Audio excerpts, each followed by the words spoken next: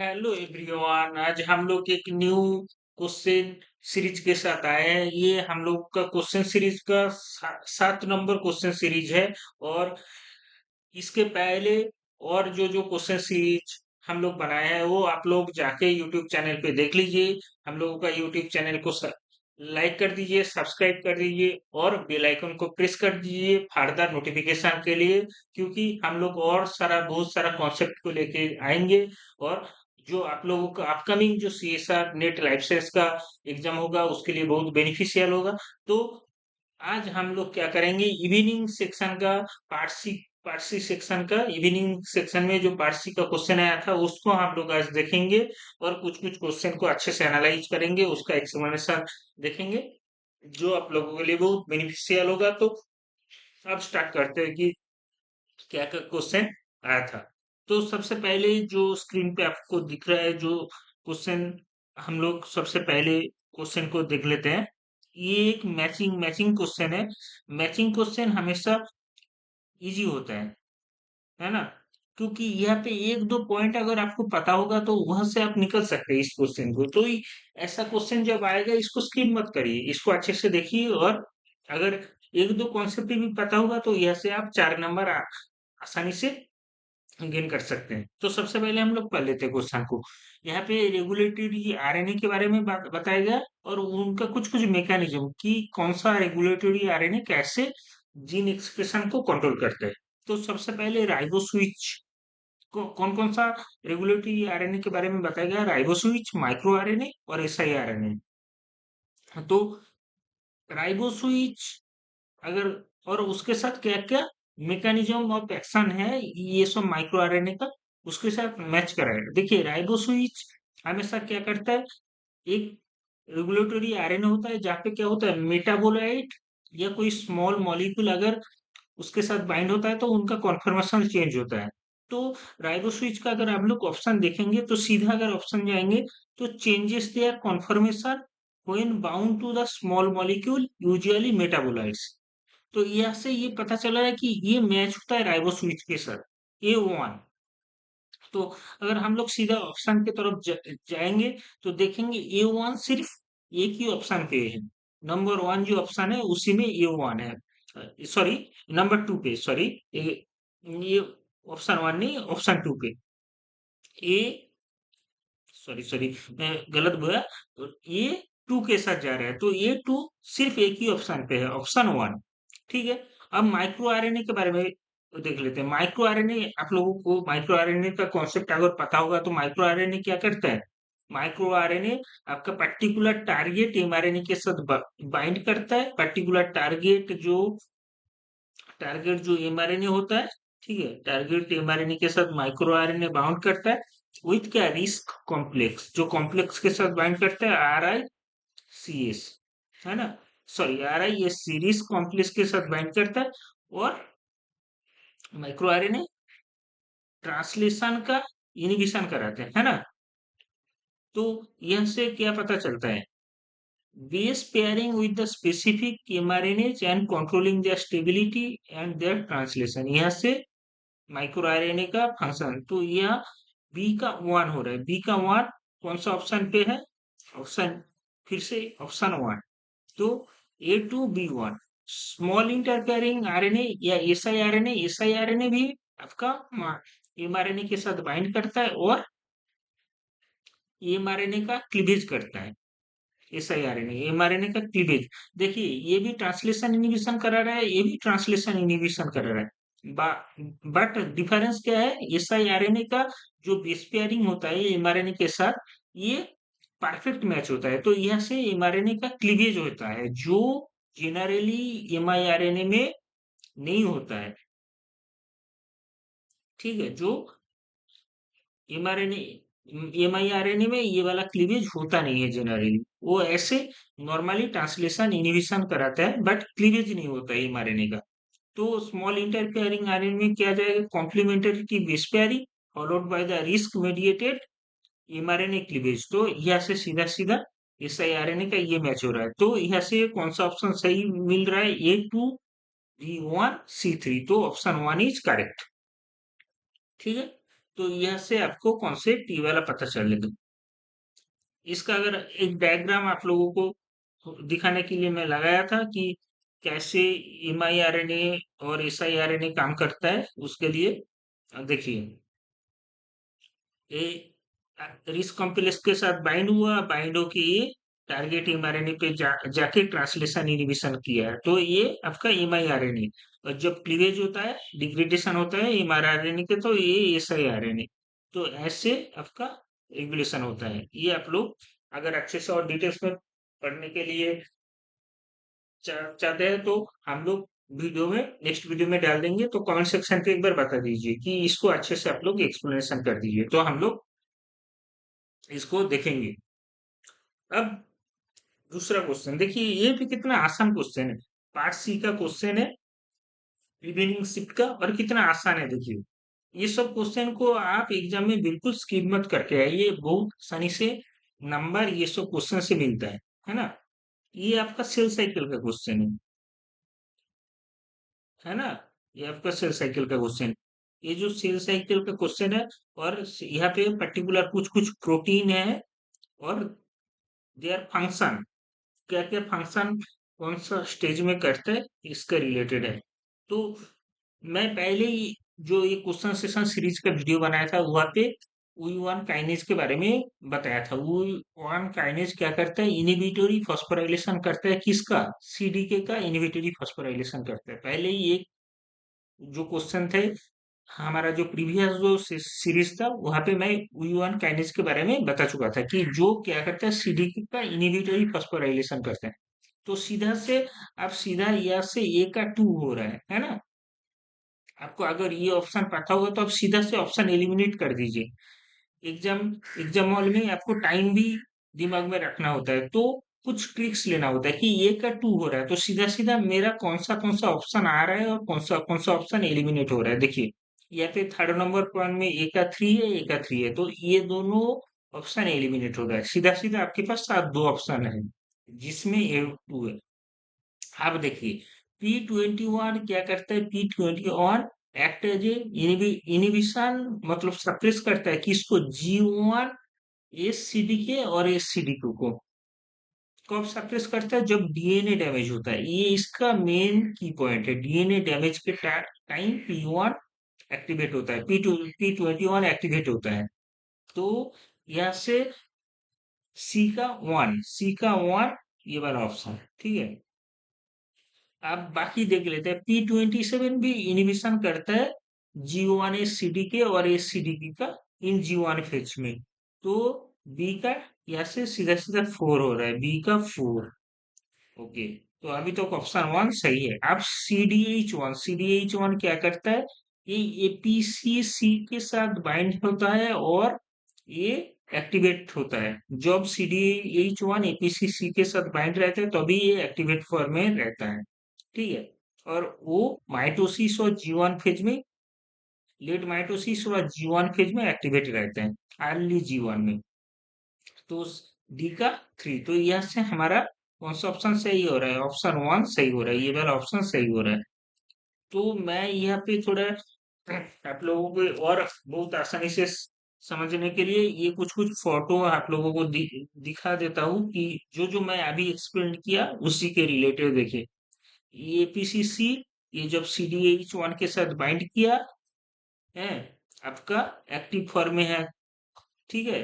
कब, G1 और exist from the mitosis, इस फेज में एक्टिव फॉर्म में है। जब इस फेज में रहता है, इस फेज और माइटोसिस फेज में क्या होता है, G1 एस पे सीडी के इसको फॉस्फोराइलेट कर देता है CDH1 को, तो ये एपीसी से अलग हो जाता है और ये इनएक्टिव फॉर्म बन जाता है, ठीक है। जो ऑलरेडी हम लोग डिस्कस कर चुके हैं। और जो बोले थे ना वी1 काइनेज के बारे में, वी1 काइनेज हमेशा क्या करता है, सीडीके को इनहिबिटरी फॉस्फोराइलेशन के लिए रिस्पॉन्सिबल है वी1 काइनेज। देखिए, जब इनहिबिटरी फॉस्फोराइलेशन हो गया, इनएक्टिव है, अब क्या होता है, CDCC25 फॉस्फेटेज ये इनहिबिटरी फॉस्फोराइलेशन को रिमूव करता है, ये एक्टिव फॉर्म बन जाता है। ये भी हम लोग उसमें देख लिया।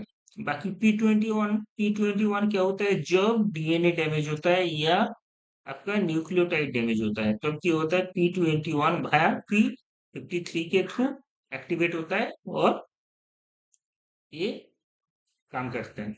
तो हम लोग देख चुके, ये सब देख लिया।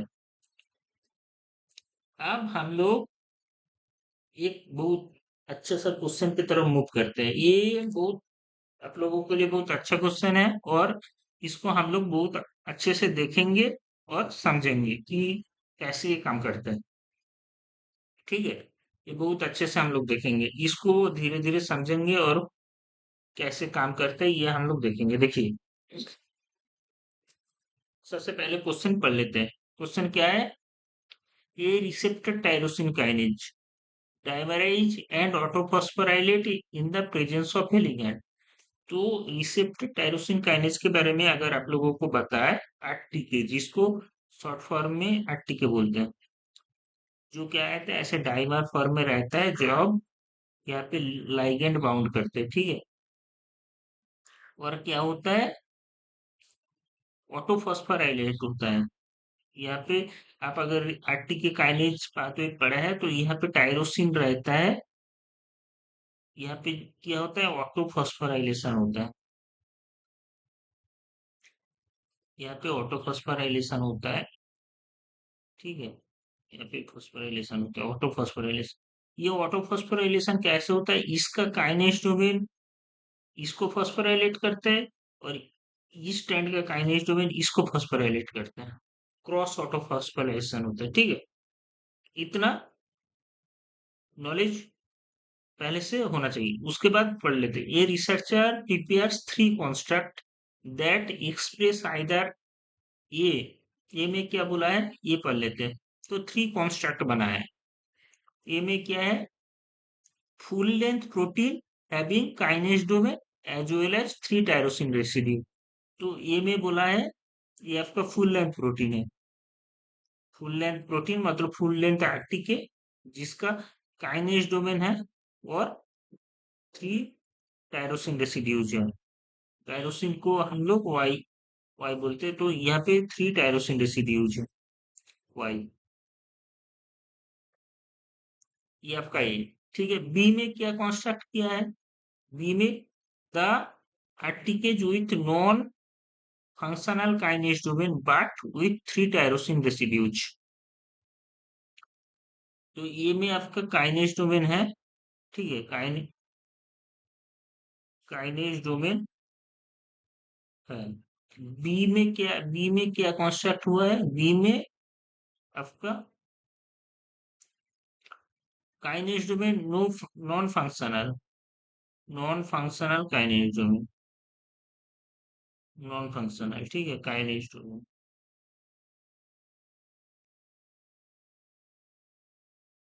Non functional kinase domain, but क्या है, टायरोसिन रेसिड्यूज है, वाई वाई वाई, ये वाई, जहाँ पे फॉस्फोराइलेशन हो सकता है। ठीक है, अब सी कॉन्स्ट्रक्ट के बारे में पढ़ लेते हैं। सी कॉन्स्ट्रक्ट में क्या बोला है? And the article C construct the article lacking the three tyrosine residues but having a functional kinestomy। अच्छा, सी में बोला है कि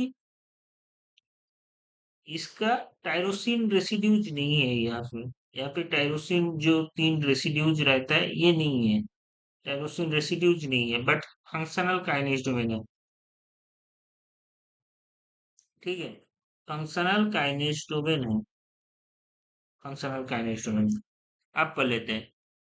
उसके बाद क्या बोला है? सी एक्सप्रेस थ्री कॉन्स्ट्रक्ट इन ए सेल लाइन लैकिंग आर्टिके, मतलब ऐसा कोई सेल लाइन पे इनका एक्सप्रेशन किया है जिसमें आर्टिके नहीं था पहले से, सिंगली और कॉम्बिनेशन। अच्छा, सिंग मतलब आइदर सिर्फ ए को एक्सप्रेस किया गया है सेल लाइन पे, या आइदर बी को अकेले एक्सप्रेस किया गया, या सी को अकेले एक्सप्रेस किया गया, या कॉम्बिनेशन में कोई एक सेल लाइन पे एक्सप्रेस किया गया है। ए के साथ बी को, ए के साथ सी को, ऐसे करके, या बी के साथ सी। तो वो क्या किया, रिसर्चर किया कि ऐसे सेल लाइन है, सेल लाइन ऐसे ऐसे बहुत सारा सेल लाइन है, जिसमें आइदर ए को एक्सप्रेस किया गया, बी कॉन्सेप्ट को एक्सप्रेस किया गया, सी कॉन्सेप्ट एक्सपेक्ट, या सेल लाइन पे ऐसे ए प्लस बी का एक्सप्रेशन किया गया, या बी प्लस सी का एक्सप्रेशन किया गया, या क्या ए प्लस सी का एक्सप्रेशन किया गया कॉम्बिनेशन है। आप क्या बोला, breaks upon the cell and added ligand of the RTK. अच्छा, ब्रेक सेल को ब्रेक किया गया है और लाइगेंड को ऐड किया गया in the presence of radio labelled ATP. C immunoprecipitate the RTK and analyze the immunoprecipitation by chromatin staining as shown in the figure। तो यहाँ पे क्या हुआ, उसके बाद लाइगेंड को ऐड किया गया, कॉन्स्ट्रक्ट में लाइगेंड को ऐड किया गया, लाइगेंड ऐड किया गया, उसके बाद इसका क्रोमासिन ब्लू स्टेनिंग किया है। ये आपका आईपी का इमेज है, और ये आपका सारा जो इमेज है ऑप्शन में, ये आपका रेडियो लेवल जो एटीपी ऐड किया है उसका auto radiography, auto radiography. Radio level जो फॉस्फेट क्या होता है, ऑटो रेडियोग्राफी में इमेज देगा, है ना। तो देखिए, तो कहाँ का मुझे ऑटो रेडियोग्राफी इमेज मिलेगा, जहाँ पे फॉस्फोराइलेशन हुआ होगा, रेडियो लेवल एटीपी का जब यूज होगा और फॉस्फोराइलेशन आरटी के सिग्नलिंग में होगा, तभी मुझे ऑटो रेडियोग्राफी जो इमेज है वहाँ पे मुझे मिलेगा बैंड। इतना कॉन्सेप्ट आप लोगों को पता चल गया। अब हम लोग पहले आईपी की तरफ जाते हैं। आईपी में क्या बोला गया, देखिए, ये जब सिर्फ सेल लाइन पे ए का कॉन्स्ट्रक्ट एक्सप्रेस किया गया तब ऐसे बैंड मिला, ठीक है, बढ़िया। अब बी का कॉन्स्ट्रक्ट, तो ये आपको पता चल गया कि ये कॉन्स्ट्रक्ट कैसा है। ये कॉन्स्ट्रक्ट मतलब फुल्ली, जिसमें फुल्ली एक्टिव काइनेज डोमेन है और 3 टायरोसिन रेसिड्यूज है, मतलब फुल्ली फंक्शनल। बी कॉन्स्ट्रक्ट जब सेल लाइन पे दिया गया तब ऐसे मिला है बैंड। बी कॉन्स्ट्रक्ट कैसा था, जो मैं पहले ही बोल चुका था, बी कॉन्स्ट्रक्ट, कॉन्स्ट्रक्ट में क्या है, काइनेज डोमेन नहीं है, ठीक है, no functional kinase domain, but tyrosine residues है। तो देखिए, बी कॉन्स्ट्रक्ट में काइनेज डोमेन नहीं है, तो यहाँ पे अगर एटीपी हम लोग ऐड करेंगे तो कोई फॉस्फोराइलेशन होगा, नहीं होगा, क्योंकि काइनेज डोमेन ही नहीं है, तो फॉस्फोराइलेशन क्या कौन करेगा। तो आईपी में देखिए इसका ऐसा बैंड मिला है। अब सी में देखिए कैसा बैंड मिला, सी में ऐसा बैंड, सी में सी कॉन्स्ट्रक्ट ऑलरेडी बोल चुका था, जहाँ पे काइनेज डोमेन है बट टायरोसिन रेसिड्यूज नहीं है, तो यहाँ पे भी फॉस्फोराइलेशन नहीं होगा। ये हम लोग सब ऑटो रेडियोग्राफी में देखेंगे, बट अभी आईपी का इमेज देखते हैं, ठीक है। अब ए और बी का देख लेते हैं। ए और बी को जब एक साथ सेल लाइन पे कंस्ट्रक्ट किया गया तो क्या हुआ, ऐसे ए का एक बैंड मिला और बी का एक बैंड मिला है। और ए और सी का जो कंस्ट्रक्ट एक साथ दिया गया है, ए का एक बैंड मिला और सी का एक बैंड मिला। बी और सी का जो कंस्ट्रक्ट दिया गया है, बी का, देखिए बी का बैंड मिला और सी का, इन दोनों का बैंड मिला, ठीक है। ये आपका आईपी इमेज है। अब हम लोग ऑटो रेडियोग्राफी में चले जाते हैं सीधा, कि ऑटो रेडियोग्राफी में कैसा इमेज मिलेगा। देखिए, लिगैंड ऐड करने के बाद, अगर ये कॉन्स्ट्रक्ट में आप लिगैंड ऐड कर रहे हैं, ठीक है, ये कॉन्स्ट्रक्ट में लिगैंड अगर ऐड करेंगे तो क्या होगा, फॉस्फोराइलेशन होगा। तो ऑटो रेडियोग्राफी में जो रेडियो लेवल एटीपी है उसका बैंड मिलेगा, तो इसका बैंड है। अब बी कॉन्स्ट्रक्ट को सेल लाइन पे दिया गया, बी कॉन्स्ट्रक्ट में कोई काइनेज डोमेन था, काइनेज डोमेन नहीं था, तो फॉस्फोराइलेशन होगा, नहीं होगा। तो फॉस्फोराइलेशन नहीं होगा तो ऑटो रेडियोग्राफी में कोई बैंड मिलेगा, नहीं मिलेगा। देखिए, यहाँ पे बी में किसी के कोई ऑप्शन में बी में कोई बैंड नहीं मिला, ठीक है, तो सही है। अब सी में अगर आप लाइगेंड दे दिया तो ऑटो फॉस्फोराइलेशन होगा, काइनेज डोमेन में नहीं होगा, क्योंकि क्यों, क्योंकि इसका काइनेज डोमेन तो है बट टायरोसिन नहीं है, तो फॉस्फोराइलेशन का होगा, तो ऑटो रेडियोग्राफी में कोई बैंड नहीं मिलेगा। अच्छा, तो चारों ऑप्शन में सी में कुछ नहीं है, तो चारों ऑप्शन में पहला तीन सेम है। तो अब नेक्स्ट देखते हैं, नेक्स्ट क्या है, ए और बी को एक साथ ट्रांसफर किया गया, सेल लाइन पे एक्सप्रेस किया गया। तो ये तो जो भी का ऐसे, तो ए और बी को जब सेल लाइन पे एक साथ एक्सप्रेस करेंगे तो कैसे मिलेगा, ए का एक मिलेगा और ऐसे डाइमर बनेगा, एक ए और एक बी, ऐसे डाइमर भी बन सकता है। सेल में, और एक ए का बांध सकते हैं और बी बी का बांध सकते हैं, है ना। जब एक ही सेल लाइन पे ऐसे ट्रांसमिट करेंगे तो एक आपका ए का तो बैंड मिलेगा, है ए का एक बैंड मिला, ठीक है। और कैसे मिलेगा, जब बी और बी का जब एक साथ एक्सप्रेशन होगा, कोई फॉस्फोराइलेशन होगा नहीं होगा, है ना, क्योंकि नॉन फंक्शनल काइनेज डोमेन है तो फॉस्फोराइलेशन होगा नहीं। बट ए और बी जब डाइमर बनेगा, ए का काइनेज डोमेन है, बी का नहीं है, बट ए का काइनेज डोमेन क्या करेगा, बी का जो टायरोसिन रेसिड्यू जो है वहां पे फॉस्फोराइलेशन कर सकता है, तो एक बैंड मिल सकता है, तो एक बैंड मिल सकता है, दो बैंड मिल सकता है ना। तो यहाँ पे सब में ही दो बैंड है, ठीक है। तो अभी तक यहाँ पे सब में ही दो बैंड। अब ए और सी का देख लेते हैं, है ना, ए और सी का ट्रांसफिक्शन किया गया है, ए और सी का। तो ए और सी का ट्रांसक्रिप्शन जब होगा तो ए का एक बैंड मिलेगा, मिल गया, बढ़िया, है ना, क्योंकि ये तो फुल्ली फंक्शनल था। अब ऐसा कॉन्स्ट्रक्ट भी बन सकता है जहाँ पे ए का एक चेन और सी का दूसरा चेन, ऐसे कॉन्स्ट्रक्ट भी बनेगा। और ऐसा कॉन्स्ट्रक्ट भी बनेगा सी सी। तो सी सी का जो बनेगा वहां पे तो कोई फॉस्फोराइलेशन होगा नहीं, क्योंकि काइनेज डोमेन है बट फॉस्फोराइलेशन साइट नहीं है, तो फॉस्फोर, बट ए सी का जब होगा तब हो सकता है। देखिए, एक काइनेज डोमेन है, ये क्या करेगा, क्रॉस फॉस्फोराइलेशन होता है, इस चेन में क्या करेगा, इस चेन में फॉस्फोराइलेशन करा सकते हैं, है ना। बट यहाँ पे टायरोसिन रेसिड्यूज है नहीं, तो कैसे कराएगा, टायरोसिन रेसिड्यूज है नहीं, तो यहाँ पे कराएगा नहीं, नहीं नहीं करा पाएगा। यहाँ पे टायरोसिन रेसिड्यूज है नहीं तो क्रॉस फॉस्फोराइलेशन और होगा नहीं, फिर नहीं होगा तो क्या होगा, कोई बैंड मिलेगा नहीं, ए और सी का एक ही बैंड मिलेगा, एक का ही बैंड मिलेगा, है ना, ठीक है। और अब देखिए, अब बी और सी का ट्रांसक्रिप्शन किया गया है, बी और सी का जब ट्रांसक्रिप्शन किया गया है तो कैसे होगा, बी और बी एक साथ बाइंड हो सकता है, तो बी और बी होगा तो कोई फॉस्फोराइलेशन होगा नहीं, है।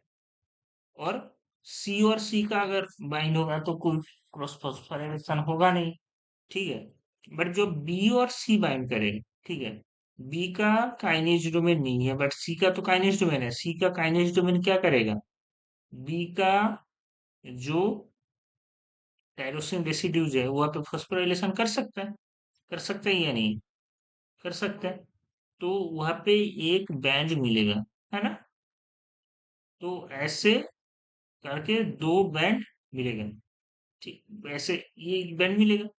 तो यहाँ पे देखिए, यहाँ पे कोई बैंड नहीं है, ऐसा नहीं हो सकता है ना। और ठीक है, और यहाँ पे ये वाला बैंड नहीं मिलेगा, यहाँ पे ए का बैंड मिलेगा, क्योंकि ये ए के साथ डाइमर करेगा और ए का बैंड मिलेगा, ऐसा कोई बैंड आएगा नहीं, ये भी गलत है।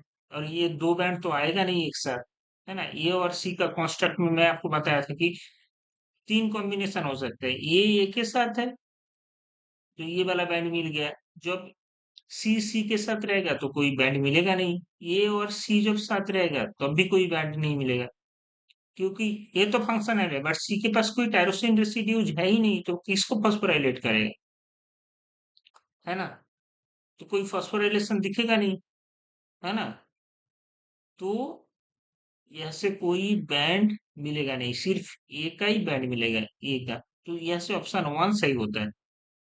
तो इस क्वेश्चन को हम लोग अच्छे से डिस्क्राइब किया। अगर आप लोगों को समझ आया तो कमेंट सेक्शन पे एक बार बता दीजिए। बाकी दो क्वेश्चन हम लोग, ये दो क्वेश्चन और भी क्वेश्चन नेक्स्ट जो सीरीज आएगा उसमें हम लोग डिस्क्राइब करेंगे। तो आप लोग, आई होप आप लोगों को बहुत अच्छे से समझ आया होगा जो जो आज क्वेश्चन डिस्कस किया गया है, और कहाँ कहाँ से कैसे क्वेश्चन को पढ़ना है। जैसे कि अभी तो सेल साइकिल से आपको क्वेश्चन मिला है, रेगुलेटरी आरएनए से क्वेश्चन मिला है ना, और आपका ये वाला क्वेश्चन मिला है, तो ये सब आप लोग अच्छे से रेडी कर लीजिए नेक्स्ट एग्जाम के लिए। और बाकी अगर कोई और कोई मतलब यूनिट को आप लोग चाहते हैं कि हम लोग पढ़ाए तो वो कमेंट सेक्शन पे बता दीजिए। और अगर वीडियो अच्छा लगा तो लाइक करिए, सब्सक्राइब करिए, और फर्दर नोटिफिकेशन के लिए प्रेस आई बेल आइकन को प्रेस कर दीजिए, जो फर्दर नोटिफिकेशन को आप लोगों को दिख जाएगी कि कौन कौन सा वीडियो आया है चैनल पे। तो बाय बाय गाइस।